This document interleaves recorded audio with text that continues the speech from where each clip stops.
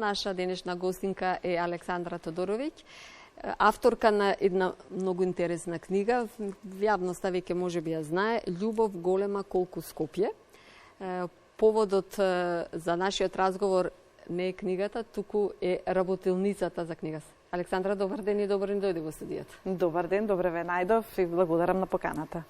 Ајде, веќе ние во претходниот разговор со Мирослав Марина зборувавме за земјотрес на Скопје, 60 години, се ближи 26 јули, во таа чест некако сите сакаме можеби да го одбележиме.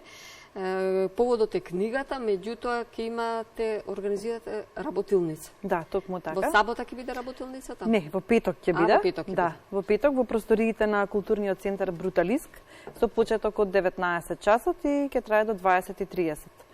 Со тоа што прв пат имам работилница по оваа книга, со оглед на тоа што излезе пред неколку месеци.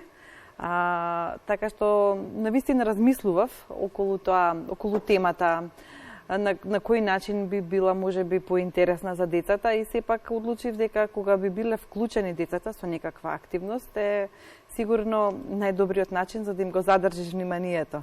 Ме интересира како ќе се одвива работилницата, на која локација, како сето тоа ќе се изведе.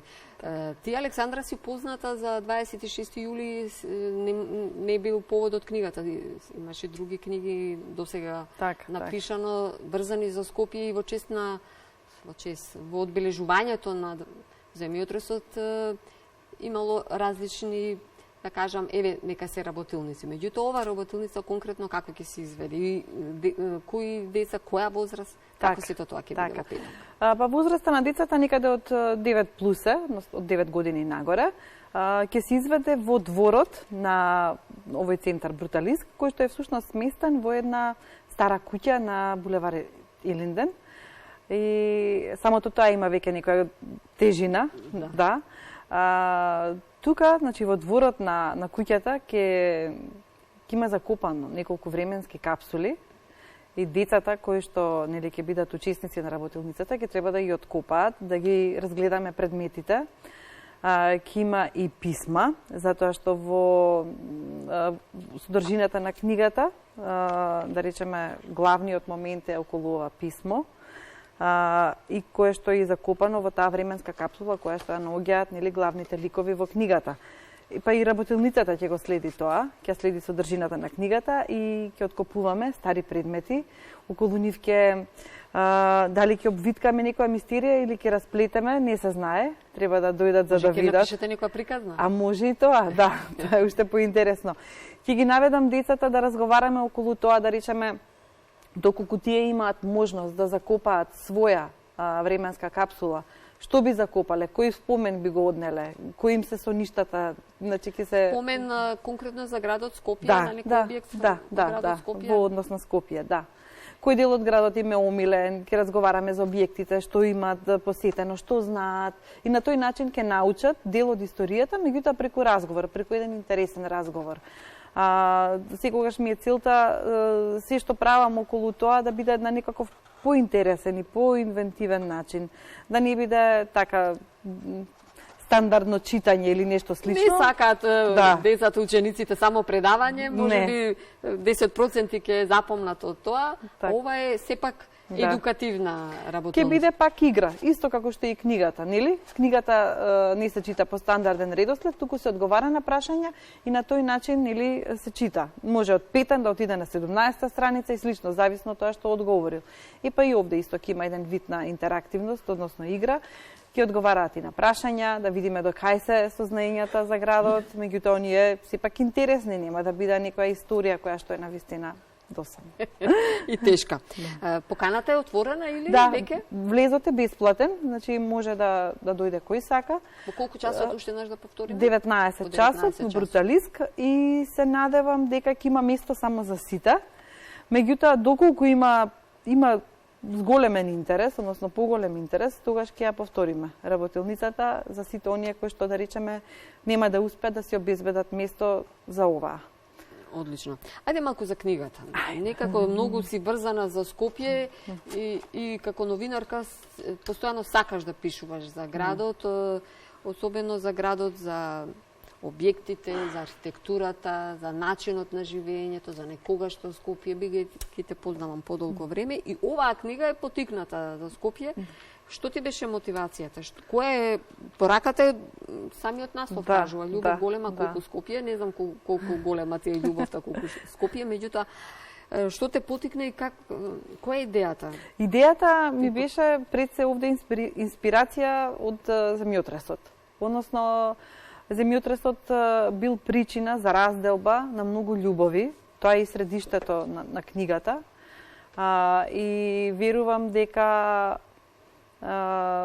иако е фикција, измислена е приказната, меѓутоа верувам дека и во голем дел можеби и ќе се пронајде некој стари скопјани. Со тоа што преку таа приказна ги носам децата на една авантура, односно тие самите го откриваат градот, кој што, односно оние мала објекти кои што биле карактеристични за тоа европско Скопје, кога почнало да се гради со сите оние убави објекти, Ристичева палата, офицерски дом, кермес, значи тие се ние препознатливи за едно време кое што веќе го нема. А сепак било еден период на Скопје кој што му донел на вистина еден отворен град го направил, во него циркулирале луѓе од целиот свет. И и крстосни се, на вистина, сакале или не сакале, поминувале на Балканот и во многу книги, во многу филмови, така. Денеска баш имав можност да разговарав со еден стар скопјанец и тој ми кажа дека Пиколомини, пред да го запали Скопје, има напишано дека многу му е жал што мора да го запали градот заради епидемијата која што тогаш била нели актуелна 1689, бидејќи Скопје му бил поубав град и од Прага. Многу се гордеам тоа што го напишал, што го кажал, тоа е една искрена перцепција на Пиколомини.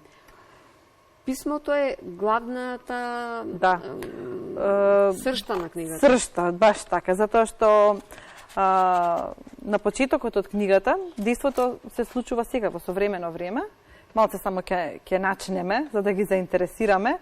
4 дечиња, играјќи се во еден двор на стара скопска куќа, наоѓаат временска капсула закопана нели во дворот и сега во капсулата помеѓу останатите предмети има едно писмо. А исто така има и медальон со 2 лика, машко и женско. И писмото е всушност љубовно писмо, напишано од момчето до девојчето, за тоа дека за жал земјотресот ги разделил, дека бидејќи немал никого веќе тука, морал да замине дури во Америка. Значи, едниот починува за земјотресот, така? Не починува. Се разделуваат и двајцата? Ги разделува земјотресот со тоа што момчето мора да замине во Америка кај негова тетка, затоа што неговото семејство тука починува и на тој начин ги разделува, тие не се физички блиску. Само писмото останува од нив во Скопје? Писмото е сведоштво, меѓутоа на крајот не кажувам ништо. Значи тука почнува всушност авантурата, децата сакаат да откријат кои се тие ликови, дали може да ги најдат и можеби да ги спојат. И така почнува, значи почнуваат да откриваат, бараат каде учеле, во кое училиште, подат во училиштето, па купаат по тие архиви, многу интересно, на вистина. Така ги запознаваат и објектите. Така, на тој начин, училишта, па архивот, па можеби разврската се случува во Пионерски дом Карпуш. Тама е разврската. Одлична книга. Па можеби сега кога ќе биде работилницата и сите идеи, па можеби на Александра Тодоровиќ ќе дојде до некоја нова идеја за Скопје. Па децата се секогаш инспирација. Секогаш се тие креативни. Тие се инспирацијата. Затоа што секогаш имаат некој нов начин на гледање на работите. Заради тоа се инспирација. Ние сме можеби во некој кутии веќе, за жал, ама децата не се. И заради тоа ми даваат нови гледишта. Сосема на крај, така и фотографот го прашав, а и тебе, сепак си новинар. пишувач на книги, авторка на повеќе книги за Скопје. Како го гледаш ти денеш на Скопје? Го сакаш ли го? Почитуваш? Секогаш ги гледам убавините на Скопје. Во секој град се разбира дека има и по нешто што ќе пречи и слично или нема да ви се допаѓа, ама тоа и кај луѓето, нели секогаш ќе има и некои луѓе нешто што не ви се допаѓа или ви се допаѓа, меѓутоа тоа не е причина да не го сакаш градот. Ако ти гледаш афирмативно, тогаш и градот ќе гледа така кон тебе. Така што секогаш се трудам да ги извадам убавите работи. Убаво кажано. Александра, навистина ти благодарам што одвои време, што дојде во емисијата. Посакувам да имаш убава работилница, убава креативна да биде, затоа што мислам дека ќе биде мотив плюс за нови книги. Не се откажувај од книгите за Скопје, затоа што тие се сведоштва, тие ќе покажат и докажат во континуитет за еден град кој што навистина се пркоси со новото време, ама не се дава на сите оние што сакаат да го урнисуваат. Така, и само уште за крај би сакала да поздравам и илустраторката Бранкица Јордановска, која навистина многу убаво ги изработи сите илустрации, толку автентично ги пренесе. Права уметница, да поздравам нејзи, дизајнерот Сали Ертуч, кој што се исто така заслужни за оваа книга да излезе како што излезе.